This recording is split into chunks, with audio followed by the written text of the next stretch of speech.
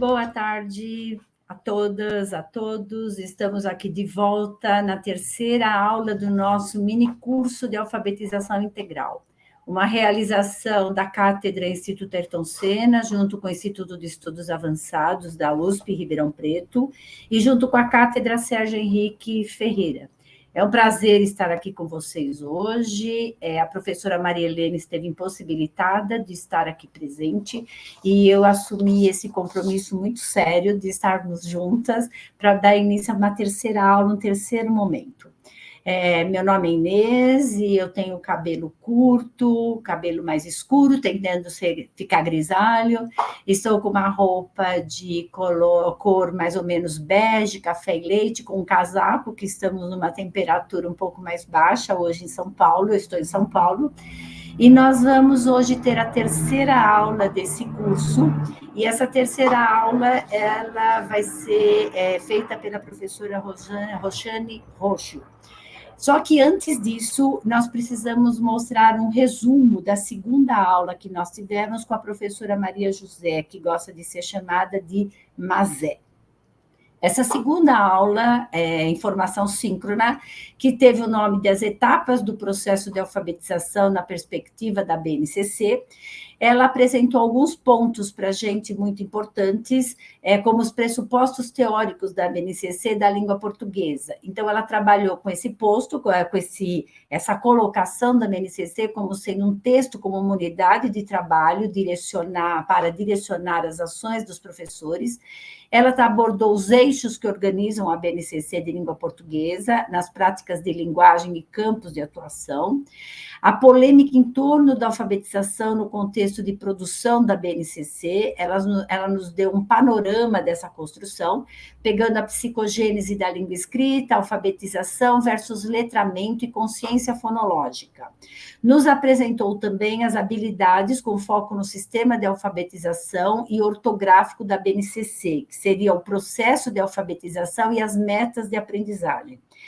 E veio com a apresentação sobre um debate sobre uma velha polêmica que a gente encontra muito em alfabetização, sobre os métodos de alfabetização, e como é que é possível criar propostas curriculares eficientes a partir do estudo histórico que nos levou até a BNCC e a partir da BNCC no nosso momento presente e pensando nas crianças e professores no momento futuro. Então, agora nós iremos para a terceira aula do curso, que tem alguns informes antes, sobre a apresentação. Então, esses informes, eu acredito que eles estejam claros aqui para vocês, que a gente tem essa formação, da próxima formação, que vão ser os fundamentos da alfabetização, concepções de ensino e prática. Fiéis à ideia de que a gente vai abordar vários temas.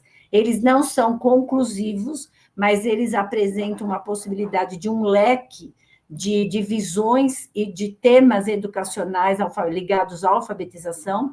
E no dia 2 de maio, então, nós iremos para a quarta aula do nosso curso.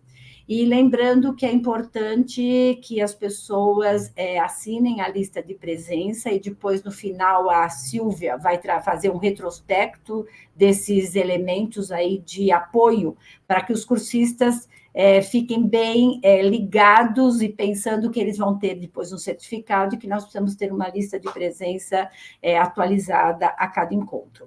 Podemos falar agora da apresentação da professora Roxane. A professora Roxane Rojo, ela possui graduação em Letras Neolatinas, Português, Francês, Língua e Literatura pela Universidade Presbiteriana Mackenzie, com mestrado e doutorado em Linguística Aplicada ao Ensino de Línguas pela Pontifícia Universidade Católica de São Paulo. Atualmente, ela é livre docente aposentada, colaboradora do Departamento de Linguística Aplicada do Instituto de Estudos da Linguagem da Unicamp. É pesquisadora CNPq da área de Linguística Aplicada da Unicamp e trabalha com os temas de linguagens, ensino e educação. Então, agora a palavra fica com a professora, que não precisa dizer muito, né? O currículo da professora já nos coloca assim dentro de um ambiente de muito conhecimento sobre o tema que ela vai trazer, que é o tema do letramento e multiletramentos no processo de alfabetização. Boa tarde, professora, e uma boa aula para a senhora e uma boa escuta para todos os nossos participantes. Seja bem-vinda. Boa tarde, Inês. Eu quero, em primeiro lugar, agradecer o convite do Instituto Ayrton Senna para estar aqui com vocês essa noite e, em seguida, agradecer esse público que eu estou vendo que vem de todo canto do Brasil, Rio Grande do Sul, Passo Fundo, Alagoas, São Paulo, enfim. Muito obrigada pela audiência e espero ter uma fala à altura do que vocês estão esperando. Obrigada. Então, o meu combinado foi de falar hoje, depois dessas primeiras apresentações, sobre letramentos e multiletramentos no processo de alfabetização, né? Primeiro slide, por favor. Vamos falar, então, de alguns tópicos, né? Espero caber no meu tempo aqui, mas me avisem se eu estiver me adiantando, que aí eu dou uma acelerada. Primeiro, falar sobre como é que os multiletramentos, ou seja, as tecnologias digitais, que, como vocês veem na tela de vocês, juntam escrita, que antigamente vinha só no impresso, né? Com imagem em movimento, voz, áudio, música, tal, como é que eles acabam democratizando e facilitando o domínio, de certa maneira, da leitura e da escrita, elas próprias, nos impressos, né? Para poder falar sobre isso, sobre essa democratização da leitura e escrita, eu vou precisar falar um pouquinho do conceito de multiletramento e de gêneros digitais, né? Do que acontece na internet, né? E vou usar para isso um autor de quem eu gosto muito, num texto já antigo, da década passada, do início da década passada, 2010, que é o Jay Lemke, né? Que vai definir, da maneira dele, multiletramentos e novos letramentos. Depois, vou passar para uma proposta de ensino de uma colega, que é a Beth Almeida, da PUC, que ela propõe que, nessas alturas do campeonato, a gente tem que ter um web currículo, né? E que esse web currículo, um currículo que seja para o escrito, para o impresso, mas também para a internet e para as outras linguagens, né? E aí vou falar sobre as exigências que ela coloca sobre esse web currículo, e eu desenvolvi uma proposta que eu chamo de protótipos de ensino, depois explico por quê, para os multiletramentos, e, se der tempo, mostrar um exemplo dos anos iniciais, né? De protótipo de ensino. Se não der tempo, de qualquer maneira, eu mandei o arquivo e eu posso distribuir, né? E aí falar das grades que eu propus de protótipo, com quais temas, os temas naturalmente são interdisciplinares, e, se der tempo, mostrar um exemplo, tá? De um protótipo de primeiro ano de ensino fundamental. Então, começando nesses temas que eu acabei de elencar, vamos falar sobre o processo de democratização da leitura, contra todas as expectativas, que acontece no digital, né? O Peirce e o Charles Morris, que era um seguidor deles, apontavam já 3 tipos básicos de signos, né? Ícone, índice e símbolo. Ícone é uma imagem, né, que representa um objeto por coisa, ou coisa por semelhança, que possui ou se aproxima, por exemplo, o desenho do cachorro, das mesmas características do objeto visual, né? Um ícone usa forma, cor, som, textura e outros elementos gráficos para criar uma conexão evidente e direta entre imagem e ideia. Esse, hoje em dia, é um tipo de letramento porque acontece no digital, né? Próximo. O índice, né, que é a segunda categoria do Peirce, aponta para alguma coisa, por exemplo, a marca da patinha do cachorro, ou um osso de cachorro, indicando cachorro, que não é o próprio cachorro, né, na vida real, aponta para alguma coisa com a qual está ligado por semelhança ou proximidade, né, no lugar de representar diretamente essa coisa. Então, não é o caso do meu vídeo aqui, mas é o caso de desenhos, de ilustrações, enfim. Ossos e patinhas são objetos familiares que podem representar o cão, que seria a palavra, né? Próximo. O símbolo, que aí os símbolos linguísticos escritos e orais são abstratos, né? E se refere a um objeto denotado por associação de ideias produzidas por convenção, quer dizer, não se aproximam visualmente, nem por som, do que está na realidade. O símbolo C-A-T-O, para cão, é completamente convencionado, né? Os símbolos mais comuns que usamos são os signos linguísticos, as palavras, né? Que aí são signos. O alfabeto é outro conjunto de símbolos concebidos para representar os sons da língua. Portanto, coisas mais abstratas, né? Os símbolos são abstratos. Próximo. Nesse sentido é que eu defendo que a multimodalidade ou multissemiose, né, isso é, a presença conjunta numa mesma tela, que é o que está acontecendo aqui agora, de ícones, índices e símbolos, né? Por exemplo, minha imagem aqui é icônica, ele imita a realidade, né? Mas eu tenho símbolos no meu PowerPoint na escrita, e tenho também, eventualmente terei alguns símbolos, né? Que compõem um texto hoje em dia ou uma mensagem. A minha tese é que elas democratizam a leitura, sobretudo nos anos iniciais, onde a criança ainda não domina os signos linguísticos, né, que são símbolos com muita facilidade. Então, a imagem e índices e ícones ajudam a criança a compreender alguma coisa, mesmo que ela ainda não tenha adquirido a leitura propriamente dita, né? Próximo. Aí a gente tem que começar a falar do conceito de multiletramento, do digital e do que nos trazem os gêneros digitais, né? Sobre multiletramentos, então, que é um conceito já hoje bem estabelecido, que já tem lá 1980, que ele foi cunhado, então já tem aí um tempinho de estrada, né? Um bom tempinho de estrada, né? O que diz esse conceito? Que o mundo e as suas formas de comunicação e interação mudaram muito nesses últimos muitos anos já, né? Desde a invenção da tecnologia digital, né? Do computador. Colocando como desafio para a educação não apenas o letramento da letra, o letramento convencional dos impressos, né? Que ainda são grandes desafios, talvez o maior desafio, porque se por um lado o multiletramento ajuda a aproximar desses letramentos, ele também afasta, né? Porque eu posso contar com a imagem, com o áudio, com, enfim, outras mídias, né?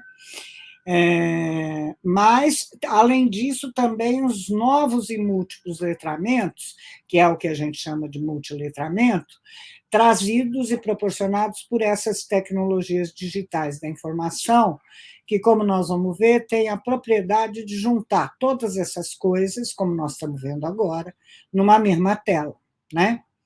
Então, foram essas tecnologias digitais, vulgo TDIC, né? Com seus novos textos, procedimentos e mentalidades que viabilizaram, pouco a pouco, desde o fim dos anos 90 do século passado, até hoje em dia, cada vez mais, esses novos textos, novos procedimentos e novas mentalidades também, né? Então, esses multiletramentos, o que são, afinal? São práticas letradas ou não são, mesmo que eu tenha só desenho? São práticas letradas porque, para mexer na internet, eu tenho que ser letrado e alfabetizado, né? Só que são práticas letradas que usam diferentes mídias, né? Diferentes linguagens, imagem estática, imagem em movimento, áudio, música, vídeo, etc., e escrita, além da oralidade. Então, fazem uso de diversas linguagens, né?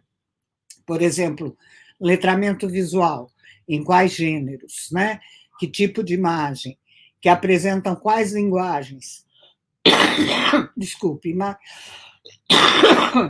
imagem estática, imagem em movimento, desenho animado, enfim, incluindo aquelas que circulam nas mais variadas culturas, quer dizer, também a internet democratiza o acesso, para o bem e para o mal, né? O acesso de diferentes culturas à internet ela própria, né? E essas diferentes culturas estão presentes nas salas de aula, não somente a cultura valorizada. Por exemplo, nos livros didáticos, o que costuma estar mais presente é a cultura valorizada. A alta literatura, Camões, etc. Né? E aí vai. Próximo. E o que implicam? E que aí é que eu vou, então, para o Len, que é um texto já bem antigo dele, veja, dos anos 90, 1998, que foi publicado no Brasil, traduzido para o português em 2010, né?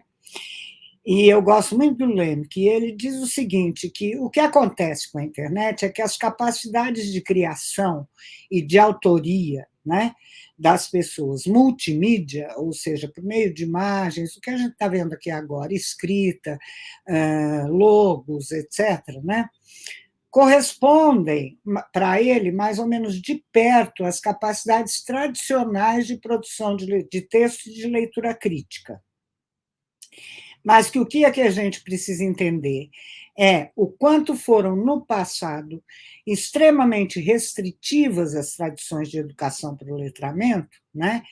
De maneira a ver o que os alunos vão precisar no futuro, além do que a gente já está lhes dando no livro didático. Por exemplo, hoje eu passei o dia com Camões, né? Ou seja, nada mais clássico e nada mais canônico, né? Então, próximo. O Lemke também diz, e essa é uma citação dele, né? Eu gosto muito do jeito que ele fala e que ele escreve. Eu falava, escrevia, não sei se ele ainda está vivo. Não ensinamos nossos alunos nem mesmo a integrar desenhos e diagramas em sua escrita, o que é verdade, né? É difícil a gente ensinar menino a fazer, por exemplo, um infográfico, que é um gênero que é próprio da escrita, né? Que dirá, então, arquivos de imagens fotográficas, videoclipes, efeitos sonoros, áudios de voz, música, animação, ou até mesmo representações mais especializadas, como fórmulas matemáticas, gráficos e tabelas, que, aliás, são grandíssimas dificuldades nas áreas de exatas, né? Para tais produções multimídia, porque ele diz, não é só que são gêneros diferentes, são várias mídias, né? Desenho, é gráfico, é fórmula, é música, é animação, etc. Não faz mais mesmo o menor sentido, se é que um dia fez, se eu concordo com ele, falar de integrar essas outras mídias na escrita. Veja, o PowerPoint que nós estamos vendo aqui é um exemplo. O texto que está aí, o PowerPoint que eu mandei, é só escrita com algumas imagens estáticas, né? Porque eu não coloquei vídeo a pedidos. Agora, o que nós estamos vendo aqui é o vídeo da minha fala, da minha intérprete, né? Então, quer dizer, a internet tem o poder de juntar, então não é integrar, ela é que integra a maneira dela e de cada programa, de cada ferramenta, diversas mídias, e é isso que o Lemke vai chamar, então, de não multimídia, porque elas não estão simplesmente paralelas, elas estão remetendo uma à outra, ele chama de hipermídia, né? Próximo. Que novas tecnologias e que novos dispositivos, né? não só nos computadores, programas, ferramentas, apps novos que aparecem diariamente, todo dia tem um app novo que eu tenho que dominar, mas também ferramentas de texto e cálculo, né, como são os programas de edição de texto e os programas matemáticos, mas também áudio e vídeo, imagem estática, imagem em movimento, animação, né? As comunicações em redes, o texto conectado, como vocês estão aqui do meu ladinho, eu estou aqui ligada em vocês falando, eu sou de Passo Fundo, eu sou de Jundiá, quer dizer, é esse programa que permite que eu veja o que vocês estão falando, né? E esses novos aparatos tecnológicos, programas, né, só são possíveis em novos dispositivos, né? Os computadores, sejam eles laptops ou desktops, os consoles de games, os tocadores de MP3, MP4, os celulares digitais hoje em dia, a comunicação em rede por meio de celulares e tablets, as próprias redes em si, a conexão, né? Próximo. Isso tudo é o Lemke falando, né? E falando lá nos anos 90. Então, como é que eu posso definir multi-novos letramentos? O que eles trazem de novo para a escola, para a alfabetização e também para o ensino, né? Primeiro, eles vão supor a apropriação de outros gêneros, outras mídias, outros programas, outras práticas, outras linguagens, né? E, portanto, vão também supor outras habilidades de leitura e produção de texto, entendido leitura e produção de texto também como leitura de imagem, imagem, movimento, etc., né? O que antes era separado em cinema, televisão, livro impresso e tal, hoje se junta tudo, né, para o trabalho com o digital, né? E para poder adquirir esses outros gêneros, outras mídias, outras práticas, outras habilidades, é preciso que o aluno saiba, eu saiba também, selecionar, tratar e analisar a informação, né? Não sair usando tudo que me aparecer, e a gente chama isso de uma habilidade de curadoria da informação, né? Porque eu posso estar, de repente, selecionando coisas que não era o que eu pretendia dizer, né? Saber também como publicar e como redistribuir, como ser visto na internet, né? Onde é que eu vou colocar isso de maneira que isso possa aparecer para quem está me interessando, né? Então, publicar e redistribuir. Saber misturar e transformar informações, quer dizer, remixar, misturar linguagens, misturar imagem com texto, etc., e transformar, assim, essas informações. Uma coisa que eu acho que ninguém ainda aprendeu, a julgar pelas redes sociais, né? É saber apreciar e comentar com educação e cortesia, né, o que está nas redes sociais e nos ambientes interativos, né? Aprender a curtir e a seguir, como nas comunidades de fãs, a minha comunidade, né? Para fazer tudo isso, eu vou precisar do domínio de vários softwares de diversos tipos, né? De edição de texto escrito, de foto, de áudio, de vídeo. Então, a criança teria que estar, veja, quando eu estou dizendo o que está envolvido nos multinovos letramentos, eu estou dizendo o que as crianças têm que aprender na escola, desde o ensino fundamental 1, né? Por exemplo, o domínio de softwares de edição de texto, foto, áudio, vídeo, etc. Não é mais só a alfabetização e a cartilha, né?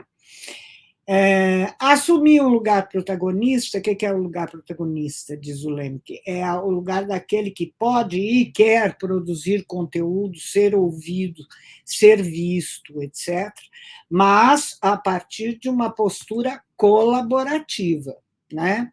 Não competitiva, né? Quer dizer, a questão da ética, né? Usar adequadamente e eticamente a voz que lhe é possibilitada, hoje em dia é uma educação fundamental para o uso das redes sociais e do digital. Próximo. E aí é que eu fiz uma proposta, há alguns anos atrás, de elaborar para o Fundamental 1. Na verdade, eu recebi essa proposta pela Secretaria, não me lembro mais se de Estado ou municipal, mas acho que de Estado da Educação, de fazer materiais de Estado que facilitassem, aqui de São Paulo, né, que facilitassem o uso do digital em sala de aula para os professores, ainda que houvesse pouco equipamento, poucos laboratórios, pouco tudo mais. Isso foi há muitos anos atrás e foi uma proposta pioneira.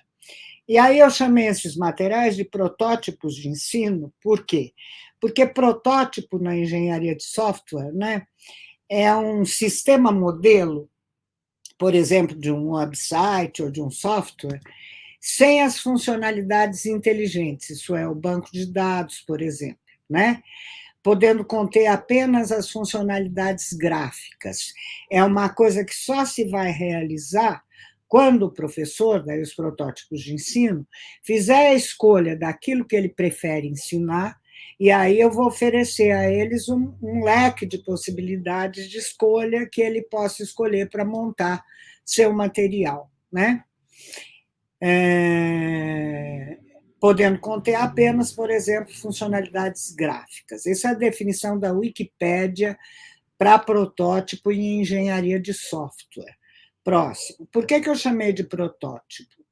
Porque é um pouco isso, só tem as funcionalidades fundamentais, quer dizer, o combustível, nesse caso aqui da imagem carvão, que se transforma em vapor, a roda para poder rodar, o guidão para poder guiar e tal, mas não tem outras funcionalidades adicionais, né? Por exemplo, pedais e etc. e tal, né?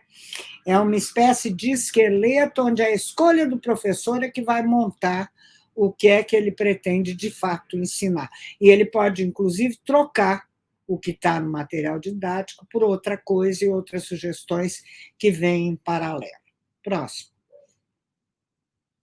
Ou seja, o professor que vai ministrar aquele protótipo, ele é o engenheiro, vamos dizer assim, digital, né, das escolhas que ele vai fazer para poder ensinar. Cada protótipo fornece um leque restrito, mais leque, de alternativas que ele pode adotar para atingir aquele mesmo objetivo, em vídeo, em áudio, né, em escrita, etc. Próximo. Então, os protótipos de ensino para os multiletramentos, que é o meu próximo tópico, né? Aí eu estou me baseando num conceito da colega da PUC, que é um conceito de 2011, portanto, já datado lá dos anos 2010, né? Da colega muito querida Beth Almeida, né? Que ela cria essa ideia de um web currículo, né? Ou seja, um currículo para rodar no digital, para rodar na web, né? E ela diz, e eu estou citando ela e uma aluna dela, uma citação de 2011, que integrar as tecnologias digitais da informação e da comunicação com o currículo significa que essas tecnologias passam a compor o currículo, que as engloba os seus demais componentes, e assim não se trata de ter as tecnologias como um apêndice ou algo tangencial, algo que é só para passar PowerPoint, né, ao currículo, mas sim buscar uma integração transversal das competências ao currículo, né,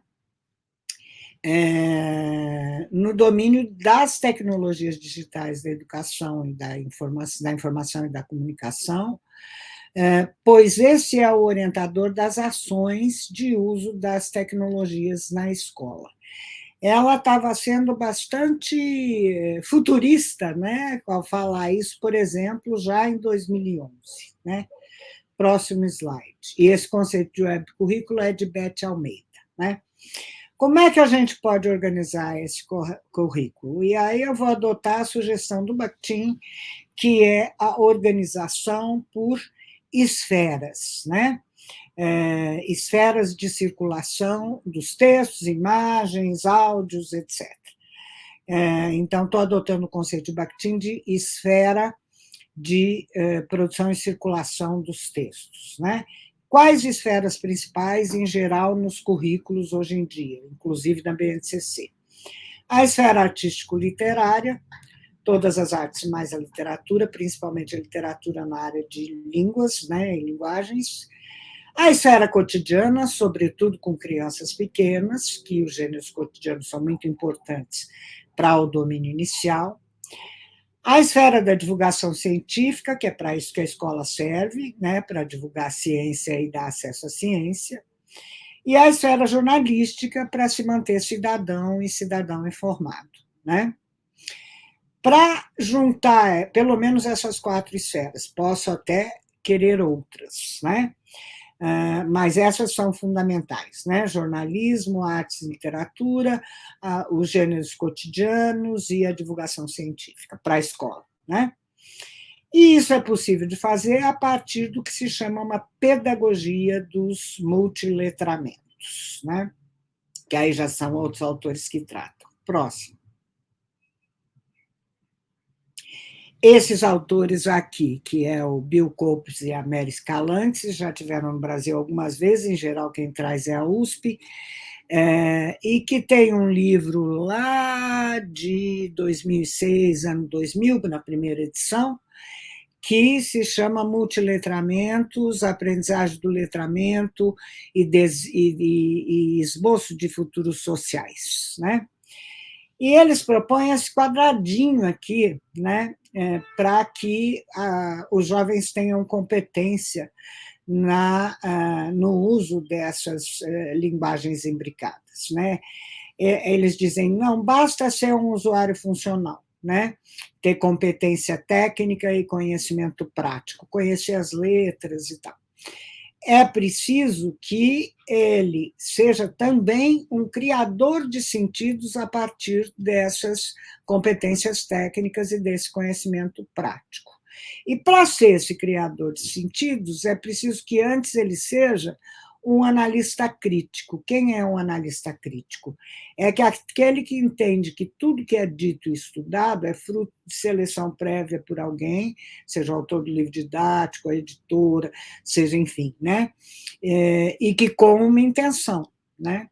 Se ele entender bem isso, ele vai poder criar sentidos que sejam transformadores, ou seja, ele vai poder usar o que foi aprendido de novos modos.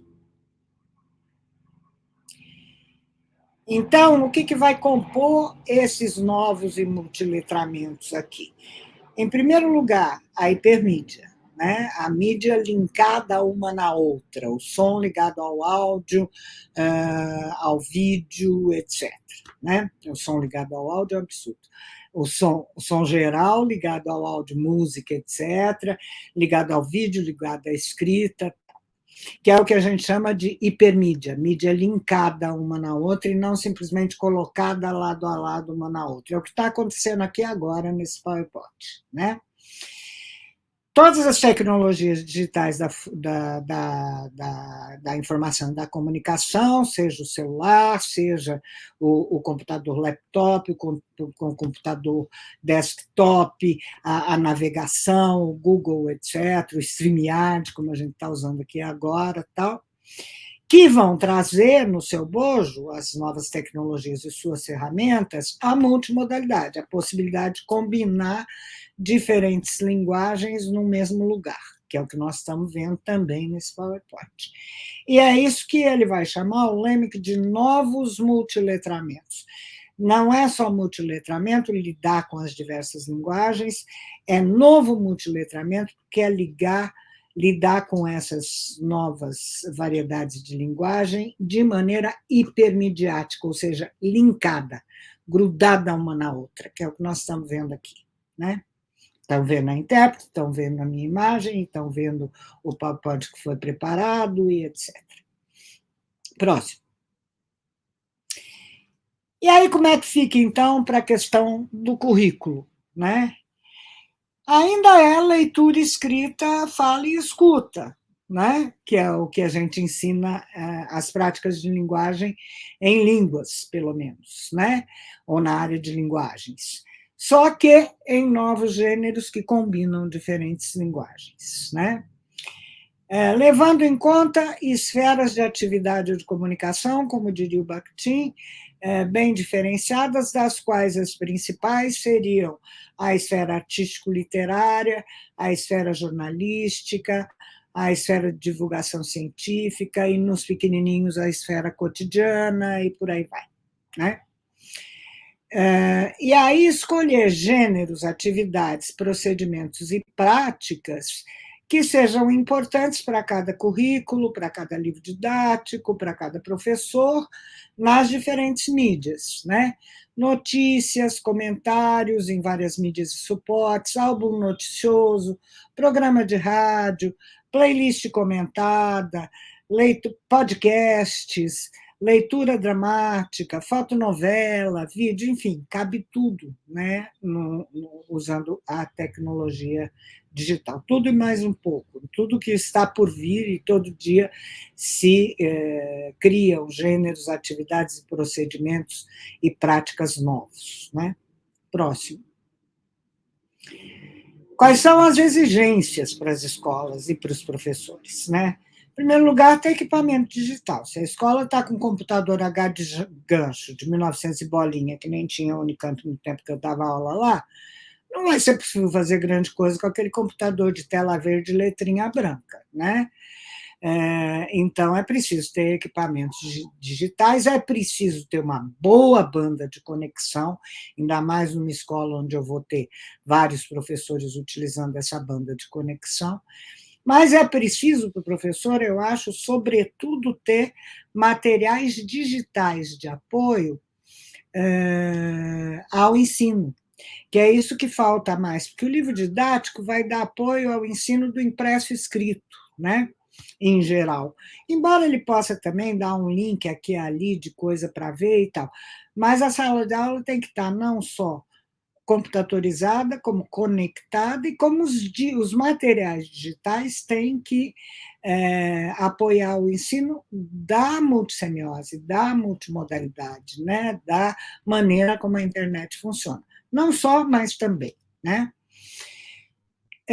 Para isso, é preciso ter uma pedagogia muito aproximada dos projetos interdisciplinares, né? Porque não vai dar para ficar falando só em Camões e, como eu estava vendo no livro didático agora de tarde, e os grandes clássicos da literatura portuguesa e brasileira. Vai ter que misturar assunto mesmo, né?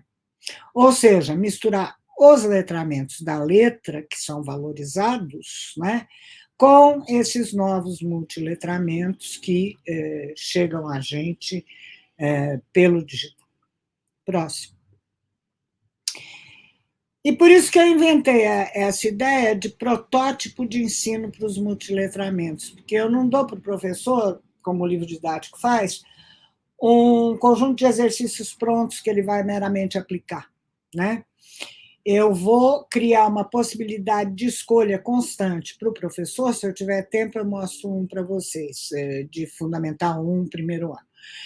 São materiais digitais que são navegáveis, ou seja, são PDFs navegáveis, mas para isso ele tem que estar no computador e ele tem que estar e a sala tem que estar conectada para poder navegar no computador, no celular, onde qualquer dos apoios digitais, né?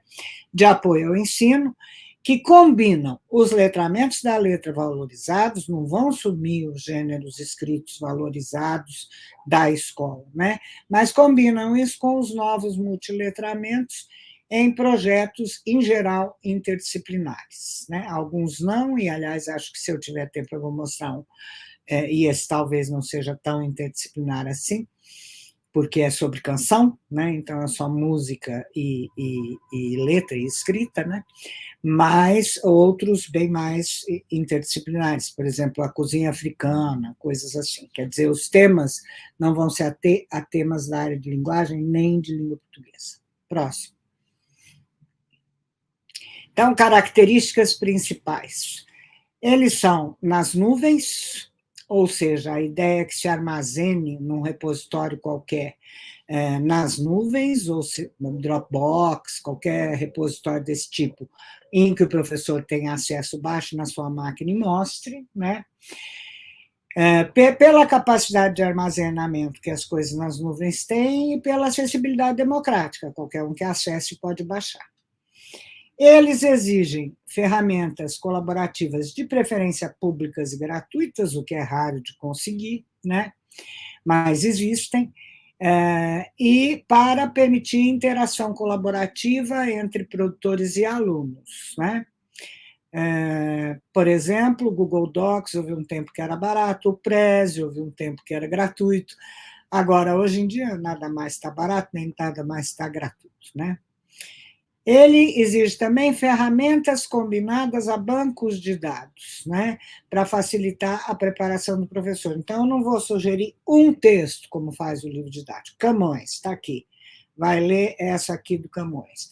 Não, eu vou sugerir um conjunto de escolhas que o professor pode fazer para permitir flexibilidade e adaptabilidade a seus alunos e a seus interesses. Próximo. Então, nesse sentido, um protótipo é uma espécie de um esqueleto composto de princípios de ensino, de aprendizagem, objetivos, características dos objetos, sejam eles gêneros, esferas, modos, mídias, né? Mas um esqueleto robusto o suficiente para garantir o ensino, né? Eles serão multissemióticos, porque hipermediáticos, porque uma mídia está remetendo à outra, né? Então tem que rodar no digital, não vai. Imagem em movimento, a minha imagem que vocês estão vendo, não vai rodar no impresso, né? Por que hipermídia e multissemiose? Porque colocam essa semiose e mídia em diálogo, que é o que acontece na internet, e tem, portanto, uma estrutura hipertextual, hipermediática e multimodal, né? Vários modos de linguagem, fala, escrita, imagem, gesto, como a Eli está interpretando ali, né? E tudo mais. E multicultural, sempre combinando diferentes coleções, diria o Lemke, né? Diferentes repertórios, não somente Camões, né? E Gil Vicente, mas o repertório popular, com o repertório valorizado, etc. É o que a gente chama, o Lemke chama de coleções, né? E garantindo, claro, o papel cosmopolita da escola na direção do que eu chamo de fratrimônio, não patrimônio, né?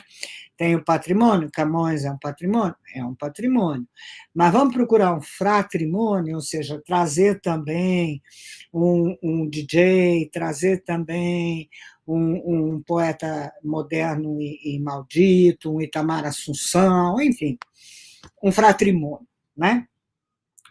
Outra. Então, o que é o protótipo didático ou o protótipo de ensino? São sequências didáticas, como já diziam Dawson e Neuli lá nos anos 80, 90, mas são sequências didáticas vazadas, com escolhas que o professor pode fazer das mídias que estão sendo indicadas. E sempre mídias multiletradas e com novos letramentos, né? Acompanhada de ferramentas e tutoriais com explicações sobre os princípios de elaboração desses materiais, que sirvam como elemento que possam catalisar o processo de autoria, de escolha, né, do professor, do que ele vai preferir. Por isso que é protótipo, não está pronto, né? O professor vai poder escolher, num acervo restrito, é claro, o que ele vai poder querer fazer. Sim, próximo. E aí eu fiz grades de protótipos, que eu vou mostrar para vocês aqui. Por exemplo, foram feitos para o Fundium a pedido da Secretaria de Estado da Educação na ocasião, tá? Aqui de São Paulo, né? Na esfera cotidiana, tem no primeiro, segundo, terceiro ano, na cozinhação, gênero receitas, né? Mas receitas em vídeo, em áudio, né? Essa história das múltiplas mídias, né? No segundo ano, organizando a festa de aniversário, ainda bem ligado na cozinhação. No terceiro ano, veja, aqui na esfera cotidiana são muito mais gêneros instrucionais, né? Origamis digitais, como fazer origamis, né? Na esfera jornalística, no primeiro ano, No Meu Tempo, então, os relatos de vida pessoal, né? Tempo, tempo, tempo, tempo, que aí já vai deslocando um pouco mais para o relato histórico.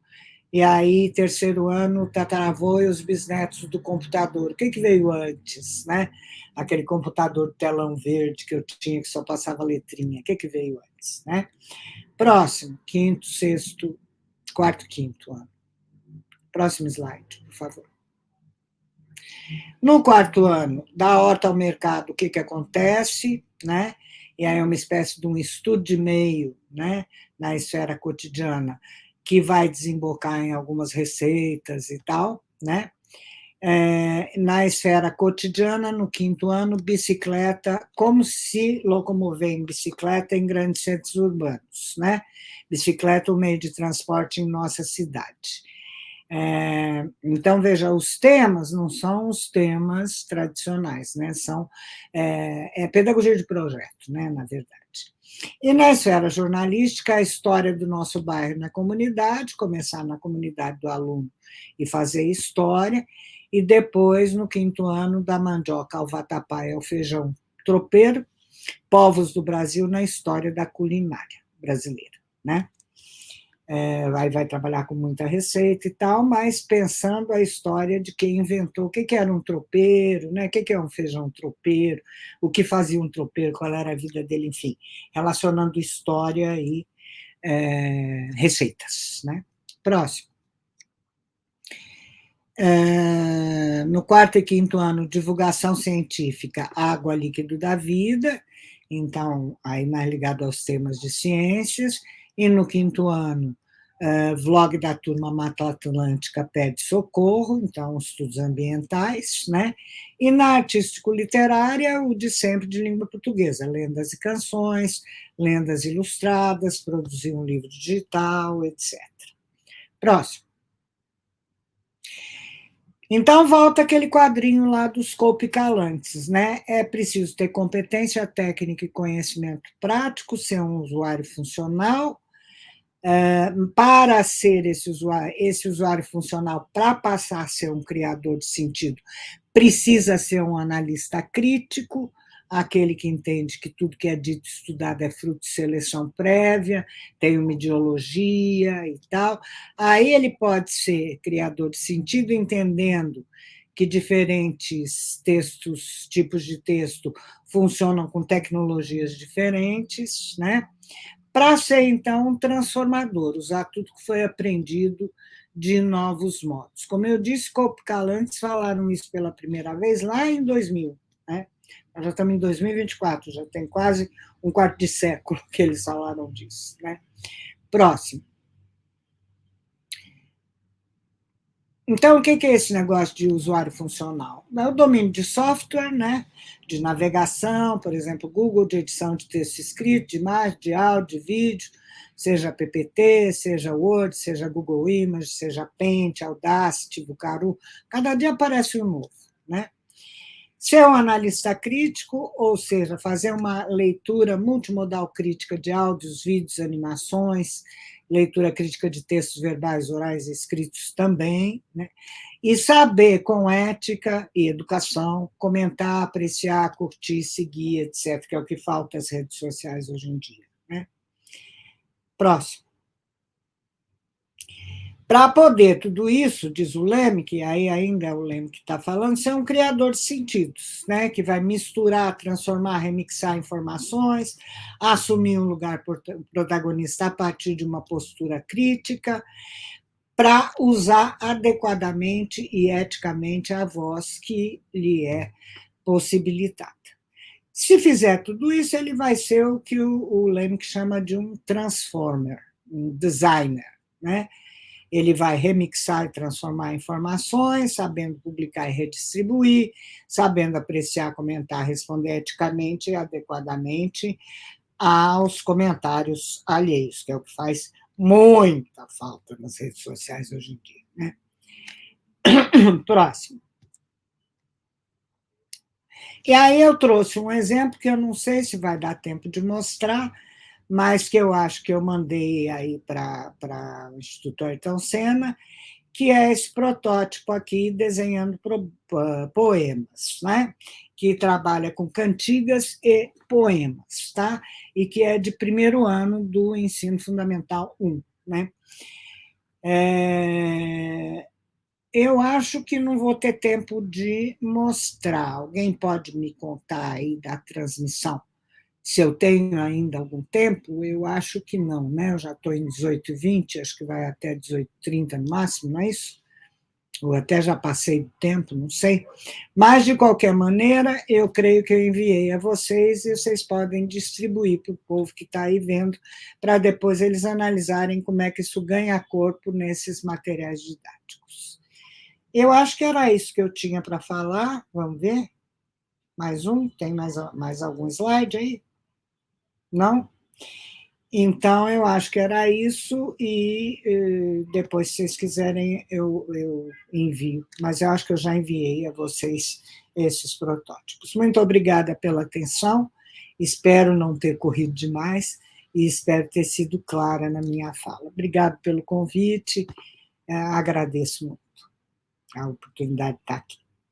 Oi, professora Roxane, ainda dá tempo da senhora apresentar sim? Porque tem poucas interações aqui, e aí dá tempo também de as pessoas no chat levantando perguntas. Nós já subimos o protótipo, tá? Caso a senhora queira apresentar. Então abre ele aí só para elas verem o jeitão que ele tem. Só não vou passar ele, é impossível. Como eu disse, esse aqui está pequenininho.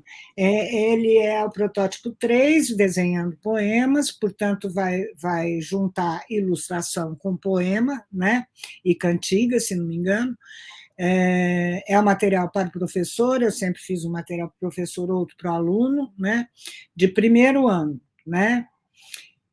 Que vai trabalhar, então, com o quê? Quais são as atividades? Navegação na web e leitura multimodal de vídeos, leitura conjunta em voz alta e cantoria de quadrinha, parlenda, poema, veja os gêneros, poema infantil, né?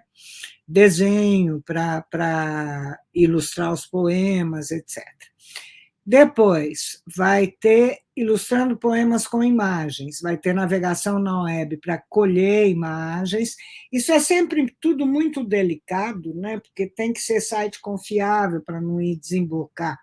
Eu me lembro uma vez que uma professora estava usando um desses protótipos e ela achou que estava muito sexy a fábula que eu tinha escolhido para compor o protótipo, trocou por outra que ela achou na internet, mas não viu até o fim. E aquela, sim, era pornográfica. Aí foi um fuzuê danado, né? Porque é claro que eu tenho que olhar o acervo todo inteiro para poder fazer, né? Mas aqui é aprender a ilustrar poemas com imagens, quer dizer, navegar na internet, fazer a leitura multimodal de vídeos, busca de imagens no Google, a partir de palavra-chave, para ilustrar poemas no PowerPoint, né? Portanto, no programa simples. Aí, poemas concretos e cyberpoemas, navegação na web, leitura multimodal de poema concreto e cyberpoema, produção de poema concreto no Word e navegação no site e publicação no site de cyberpoemas. E aí, ilustrando e animando poemas, retomada de todos os procedimentos anteriores para produzir um PowerPoint a ser exportado como filme para a internet, tá? Então, tem bastante habilidade digital e bastante habilidade ligada a poema infantil. Do lado de cá, tem sempre uma instrução, passa para a próxima página, se puder, só para eles verem, em vermelho, para o professor, né? Então, vou mandar um pouquinho mais para frente para ver como é que ele se organiza, quais programas que o professor tem que ter e tal. Como é primeiro ano aqui, claro, letra grande, em caixa alta, do script caixa alta, né? Para que, mesmo que o aluno não esteja alfabetizado, o professor possa usar o que está do lado de cá. Aqui só tem na versão do professor. Aqui é o que tem na versão dos alunos. Pode ir passando só para fazer uma ideia de como é que é. Por exemplo, começa com esse vídeo aqui, que é um vídeo de pequenos poeminhas, quase que epígrafes, né? Acompanhado de áudio. Segue. O Ler e Escrever, da Secretaria de Estado da Educação, que era quem estava me pedindo esse material, trabalhando com parlenda, quadrinho, cantiga de roda e tal. Tá. Próximo. Aí vou trabalhar aqui com uma cantiga, né, que é O Menino e a Bola, se não me engano aqui, que eu vou apresentar a letra, mas vai estar ao mesmo tempo tocando a música e tal, e a imagem em movimento. Passa. E aqui é um poema ilustrado também, né, que vai apresentar a ligação imagem e áudio e a canção. Pronto, passa. Meio-dia, macaco, parlenda, né? Quadrinho e parlenda. Meio-dia, macaco subia, panela no fogo, barriga vazia, eles vão ilustrar. Enfim, mas ilustrar no computador, né? Não ilustrar desenhando só. Pode até desenhar, mas aí tem que escanear, botar no computador e tal. Enfim, trabalha com essas habilidades do digital dentro de gêneros que já são, alguns deles, como as cantigas, as parlendas, etc., incorporados ao currículo do Fundamental 1, esse é um protótipo de primeiro ano, mas querendo desenvolver as habilidades digitais de composição de texto na internet, né? Não vou ter tempo de montar ele inteiro para vocês, mas ele pode ser distribuído aí para vocês pela própria organização aí do Instituto Ayrton Senna, que eu acho que eu mandei para elas também, né? Obrigada. Não dá tempo de ver até o fim, porque eu gostaria de ver se tem discussão, né, do que foi apresentado. Obrigada, Elis. Obrigada, Inês. Agradeço a atenção de todos que estão aqui, Ju, tal, pessoal de Jundiá, pessoal do Mato Grosso, pessoal de todo o Brasil, São Caetano, Alagoas, tem um monte de gente de Alagoas. Muito obrigada pela atenção de vocês. Está sem som, Inês. Muito obrigada. Não é para se despedir tão rápido, não. Espera um pouquinho só, que eu acho que o que foi trazido foram temas muito interessantes de desafios, né? Desafios ao dia a dia de um professor, ao dia a dia de uma sala de aula. Eu acho que é pertinente, né, nesse momento, como a senhora falou algumas vezes, a questão ética, a questão da postura perante multimídias e principalmente quando vai para uma rede social que mistura tudo, né? Então, nós temos lá tudo junto, tudo misturado e nada muito bem resolvido, às vezes, né? Porque a criança, o jovem, o próprio adulto, o professor, o educador, está exposto a esse mundo que, às vezes, é muito agressivo e que justamente pede para isso ser trabalhado em sala de aula, né? Para isso ser trabalhado com as crianças, porque não se trata só de inserir as crianças em multiletramentos ou em múltiplas linguagens, né? Se trata de preparar essa criança para futuro jovem adulto, saber usar esses recursos que... Saber se defender, saber atuar eticamente, com gentileza, né? Isso. Enfim. Que são justamente... Desculpa. São justamente aquelas competências que hoje a gente fala, né, do socioemocional, né, de respeito, de ouvir o outro, empatia, se colocar, né, de compartilhamento de conhecimento, e como isso é tão forte no próprio protótipo, né, que a senhora trouxe como protótipo, que, no fundo, a senhora está dando uma orientação de planejamento, né, planejamento de aula, que recursos que o professor pode usar do próprio dia a dia das crianças, do cotidiano, né, que nem uma receita, que nem um conversar... né? Brincadeira de roda. Põe as dificuldades que são encontradas no dia a dia, na rotina, né? E como é que lança a mão das brincadeiras, que é super importante nessa faixa etária. Então, eu quero fazer uma pergunta aí para a senhora, porque quando a gente fala das exigências, né, que foi trazido, que é importante ter equipamento, conexão, materiais digitais, os projetos interdisciplinares que são incríveis para trabalhar, né, nessa faixa etária, a gente está falando muito de uma questão chamada de planejamento, que depende de como o professor se orienta para o grupo de alunos que ele tem, né? E como é que a gente cruza isso com uma política pública? Como é que a gente poderia cruzar isso? A senhora foi solicitada por uma Secretaria de Educação para fazer o material. O nosso público aqui é o público de rede pública, né? São professores, são diretores, são profissionais, educadores de redes de ensino. E nem sempre isso está à disposição. Muitas vezes não está à disposição. E nem o professor é muito preparado na faculdade, às vezes, para poder ter essa bagagem. Como é que a senhora faria a relação entre a política pública educacional, as necessidades do futuro, que são feitas agora, o futuro tem que ser trabalhado agora, a formação, que é um dos itens de política pública. Como é que poderia isso ser trabalhado para a gente poder ter essa riqueza, essa possibilidade de múltiplas linguagens e múltiplos letramentos numa sala de aula, em qualquer sala de aula, por exemplo? Eu tive uma experiência na ocasião que eu e meus alunos, porque eu esqueci de dizer, aí faz parte da ética, que eu fiz esse protótipo junto com meus alunos de graduação e pós-graduação da Unicamp.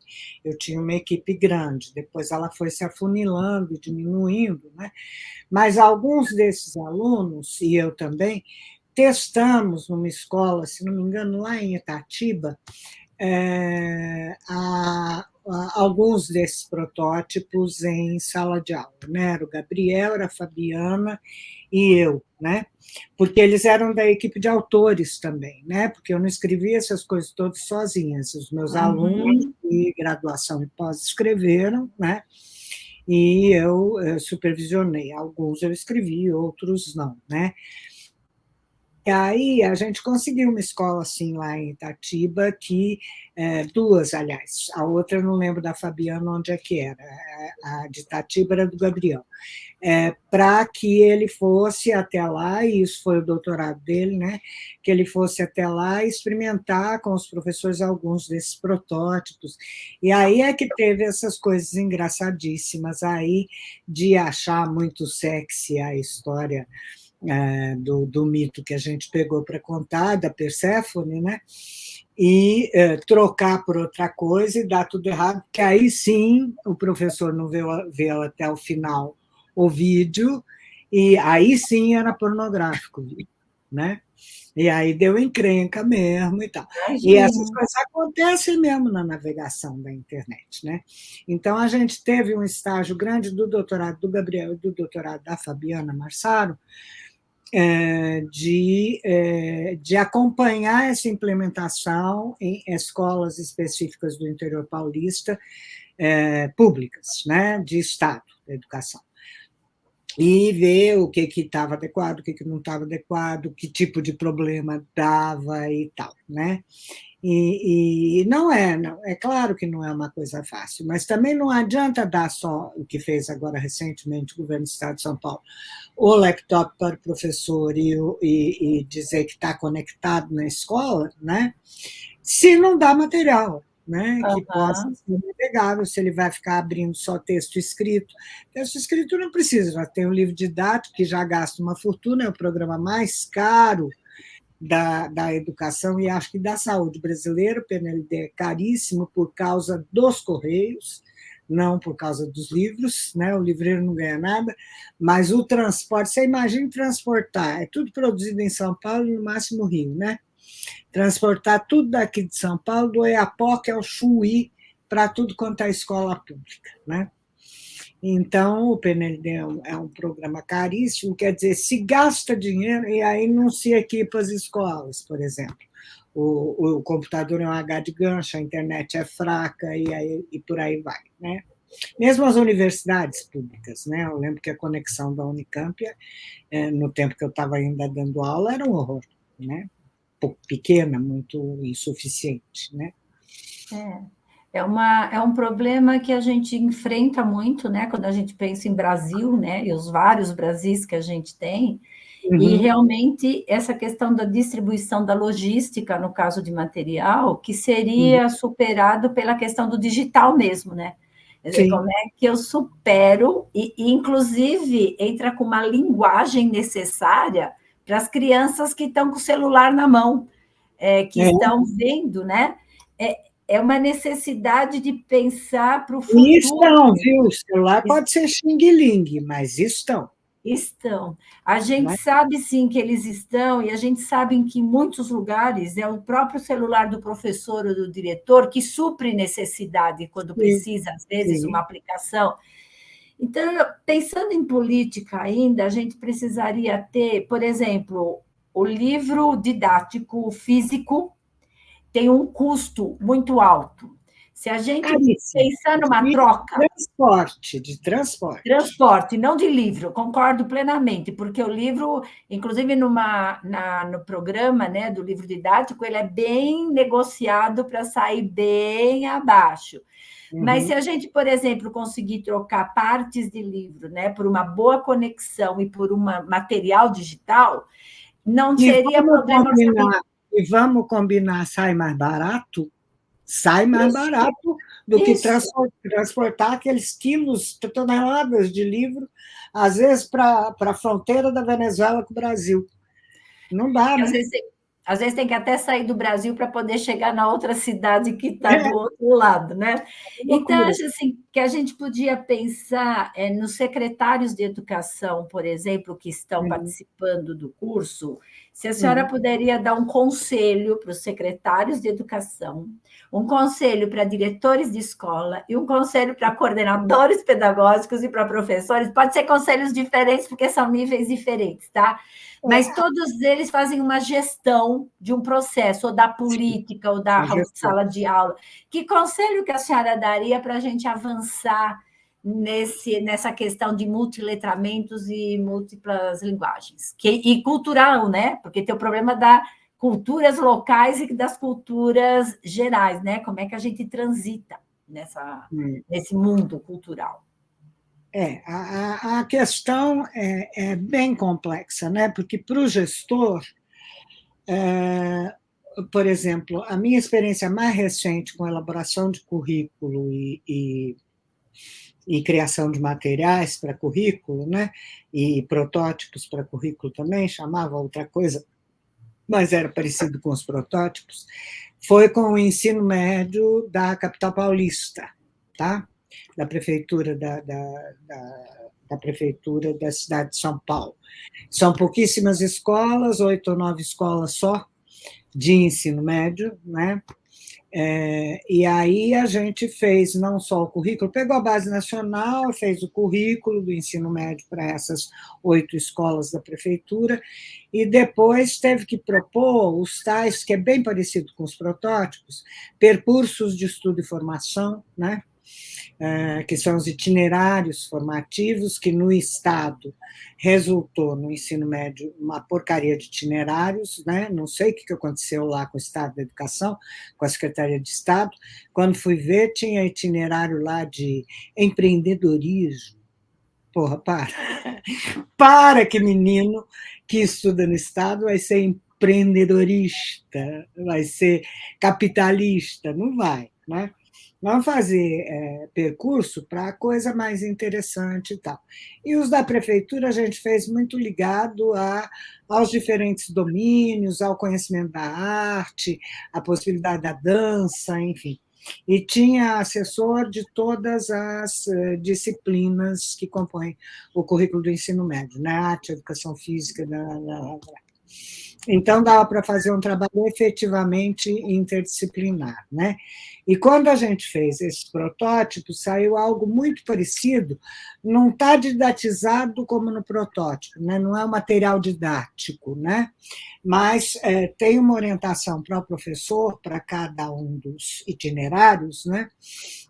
Ou percursos de estudo e formação, bastante alentada, com muita sugestão e muita discussão no currículo da Prefeitura de São Paulo. Agora, são só 8 escolas, né, no município de São Paulo, de ensino médio, que não era nem para ter essas 8, porque a Prefeitura não é para atender ensino médio, né? Mas sobrou essas 8 aí de ensino médio e tal. Já o que o Estado fez com os percursos de estudo e formação, ou com os itinerários, que muita gente critica na BNCC, né, que é para diversificar o currículo, não ficar só no cânone do currículo, foi bem, isso, empreendedorismo, umas coisas assim, e sem nenhum amparo de nenhum tipo, nenhum fornecimento de material, nem discussão escrita, para que isso fosse amparado junto aos professores, sendo que é uma rede muito maior, sobretudo no ensino médio, né? Na prefeitura é pouquíssimo, porque não é para ter, mas lá é enorme a rede, e está desvalida quanto a isso, né? Que seria um caminho de avançar tanto para a direção da tecnologia, quanto dos multiletramentos e da ética, enfim, de todas essas coisas que a gente já discutiu, né? Acho que a gente volta para a questão da criticidade, né? De conhecer o ambiente, de ter bom senso para colocar, de organizar e nunca deixar nada solto, porque tem que ter uma base, uma sustentação para, inclusive, ser aceito, né? O que é colocado, porque senão, realmente, se não der estrutura, não der condições, não der material, fica muito difícil trabalhar. Mas, professora Roxane, agradecemos muito. Se a senhora tem mais alguma coisa que gostaria de falar, ou está tranquilo? Não? Só se houver pergunta aqui, mas eu não estou vendo nos comentários muita pergunta, não. Também acho que não. As pessoas estão pensando, refletindo sobre as possibilidades de trabalho. Se cumprimentando, e no chat privado, talvez, né? Não, acredito que não tem. Então, eu agradeço muito sua experiência, seu conhecimento, sua disponibilidade. Muito obrigada, tudo de bom. E eu que agradeço o convite. Qualquer coisa a gente volta, a gente vai atrás de novo, tá bom? Tudo de bom para a senhora e muito obrigada.